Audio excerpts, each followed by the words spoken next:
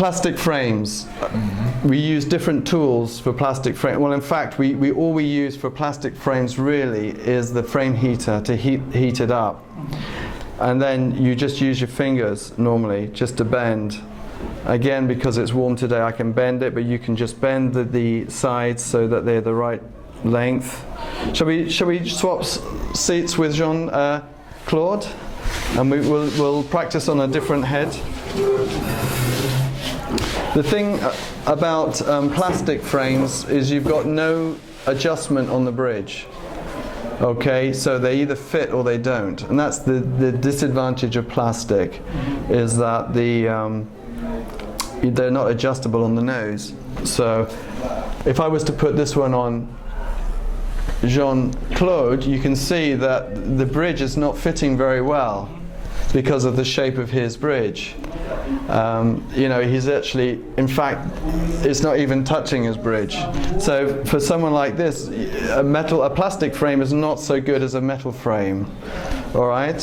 So, but we're just demonstrating that point really. The advantage of plastic frames is that there's less things to go wrong. There's less screws involved.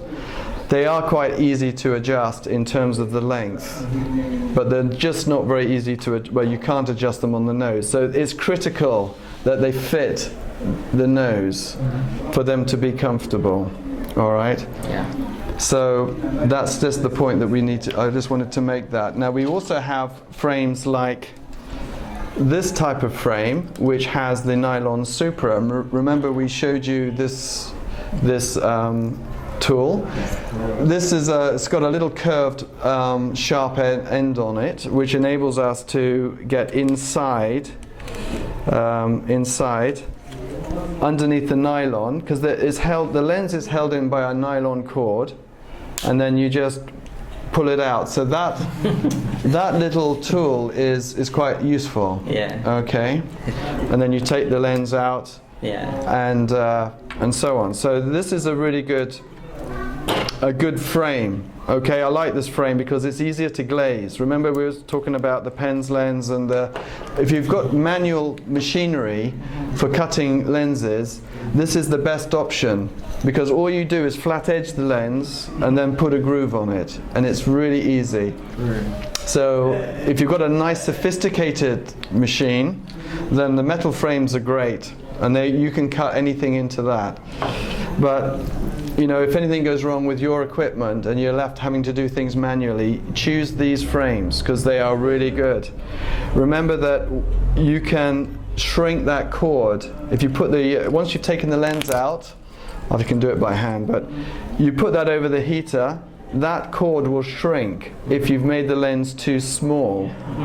So it's a great frame to use because there's room for error, and you can still get away with it. Okay, thank you. So let's try this frame on Jean-Claude, because we found that the plastic one was not very good. So I'm just going to put this frame on, and this sits better, but the pads are still not quite reaching his nose, okay? Because his nose is quite a flat bridge there. So I would definitely, in his case, use the pliers. I would bring the pads back, splay them, bring the pad out, and splay them. And I would do a little bit more like that. You may have to do it a few times to... Right, the pads are now sitting on the bridge. Needs a little bit more work. So I'll just do a little bit more. And that is great. Okay, that is now sitting on his nose. So I've adjusted the pads to fit Jean-Claude. And that frame is a good fitting frame for you as well. It's a good size, the width is good. You don't put a frame like this on Jean-Claude. That is too small, really. Okay? This is more for a smaller person, like a child. Okay, so just going back to my point about the size of the frame. This is new material. Remember, this is a very flexible side. You can't adjust that. It's very difficult to adjust the head width. So you have to, in this case, heat the lug on the front, and then using your fingers just bend it, and then you should be able to extend the side out. Okay? You can adjust the length a little bit. They're not very easy to do with this frame, but you can do it. You need strong fingers, but you can bend it and alter that curve to correspond. I think again this frame is not good for Jean-Claude, because I think that there is no pad, so they sit here on the corner, which would be very uncomfortable. So again, we need to use the metal frame. Okay, if you look this way, yeah, okay, I was just looking at that. So I think that it is illustrated that the importance of fitting correctly the frame, okay, and it's demonstrating what these different tools do. The other thing that we were looking at was making a side shorter. So maybe Vincent, come and take a seat here. We'll do this with you.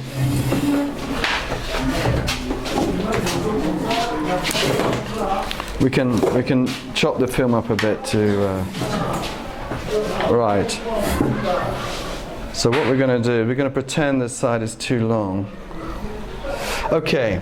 So we're going to look at the side length now, and how do we make a side shorter. And certain frames you can do that with. Metal frames, you can actually cut this side down and make it fit better. So let's put that on you. Now, Vincent, if you could look this way. Well, Vincent's got a longer head, so he's not the best person to use for this. Never mind. But let me show you what we do anyway, okay? And let me just demonstrate that. So you can take the tip off, okay? So sometimes the tips are stuck, and you have to heat them up, and then you can take it off. You then take this, and you just take maybe, depending how long it is, you usually take about 10 millimeters maybe, and you just break it. Okay, just so I don't hurt anyone. You then take the file and you smooth the end off. Okay, so you smooth the end off.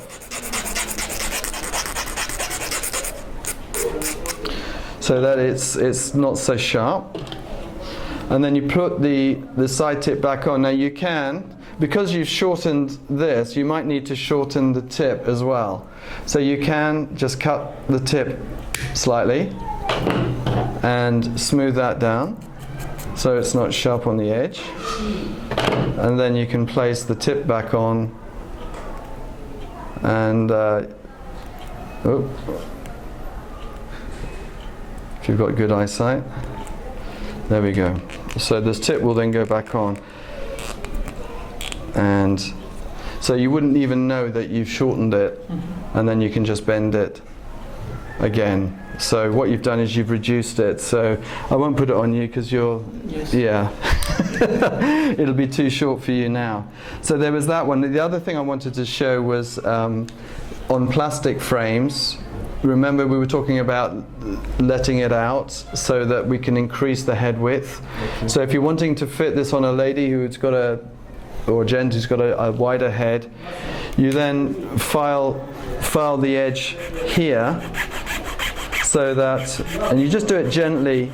These files are really good. So we say limé. Okay, thank you. So we limé the frame, so that we can, eventually that will start to come out. Okay, and in the same way, to achieve the correct angle, you may need to file the corner off so that you can let that side down. Or if you need it to go the other way, you file the top part, and then you can let that go up, so you get the right angle accordingly. Okay, so that's why you use the file. Don't be frightened to use these tools on these frames, because the frames are designed to be adjusted. Okay, so don't be too timid.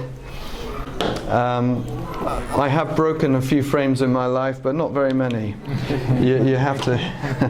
Okay. The other thing we're going to demonstrate is the bow. Okay. It's important. Yeah, it's important that the front is slightly bowed inwards. This one, because of hot weather, has bowed in the opposite direction.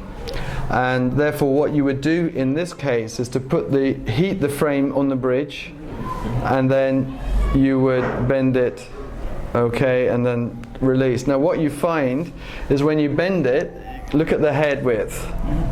It becomes very narrow. So once you've bent it, once you've got that correct, you then need to let this out. Okay, and you would use the pliers like this to let the sides out. Okay, so that when you bend it, they become the right angle. So I think that has covered all of the different aspects. We know about pads. You've got ones that push on, you've got the ones that you screw on. Remember that if someone comes with a pad that's broken, and you try and put a new one on and it doesn't fit, you know that there's probably a piece broken inside. So with your finger on the lens, so you don't damage the lens, you get a very sharp screwdriver and you just hook that broken piece out. You take the screw out and then you just hook that broken piece out, and then you can replace it. So I think that has covered everything. Just very quickly, just go through the various elements. Head width is the distance between the ears on a person's head. Length to bend is the distance from the joint to where the ear ends, so it's where the curve begins, where the bend begins, and that is crucial to stop the frame from falling down or to make sure it sits correctly. You've got this angle of the tip, so whether it goes in or out or flat, and that will correspond or depend upon the shape of the person's head. We've got the angle of tilt, the pantoscopic tilt, which is the angle that the side and the front makes here. So, and you have to change that according, and it's important to have usually around about a 5 to 8% sort of angle in there. We've done the bow, that's a nice bow. That's the sort of shape a frame should be, not like that. So, and the back vertex distance, which is what I did for you, Jean-Claude, which is when we brought the frame out using the pliers, using these pliers, we were able to bring the frame forward by moving the pads back. And then we altered the angle of the display of the pad to fit the nose as well. So, of course, you choose a frame that corresponds to the size of the person to start with. We wouldn't put a frame like that on Vincent because they would just be too small. And that's what we were looking at with the PD and the DCD and all of that. So that gives you a very good overview of how we choose the correct frame, how we adjust them, and just to remind you that when you're glazing when you're glazing manually, try and choose super frames if you can. Okay, and they're a lot easier to glaze than certainly the metal ones. Plastics are a little bit easier. Remember, when you're glazing a plastic, you can heat the frame, and it will stretch, so you've got some room for maneuver. But with a metal frame like this, you have to be absolutely accurate. You've got to be accurate within about 0.5 millimeter, or else it won't fit. We also showed you very briefly this tool, which is for burring the end of the screw, and you just place that over the screw, and then you apply pressure, and it will bend the screw at the other end, which will stop it from unwinding. Okay, we don't use that very often. We usually use Loctite now, but if you're having somebody with a faulty screw that keeps coming out, you can help with that. Okay, so you can just burr that screw over. And I think that we've covered everything. Great. Thank you, gentlemen. Thank you. Okay, we're done. said if you don't have a heater, Right. adjust it. Yes, yes. It's a good question. If we don't have a frame heater handy and you want to adjust the nylon, you can take the nylon out and you can shorten it. Okay, so I can't do it on camera so well, it's difficult to show you, but you can push the nylon through and then you can shorten it down so that the lens will fit. Yeah. Yeah. It's difficult to make it longer because there's only so much wire in there, but you can sometimes make it longer if you have to. So that's a fair point, because not everybody will have a frame heater, but you do. But if I'm in a village. Yeah, if you're in a village, then you can do it manually. Absolutely. Yeah. Good point. Okay. Thank you. You're welcome, sir. Yes. All right. Fantastic.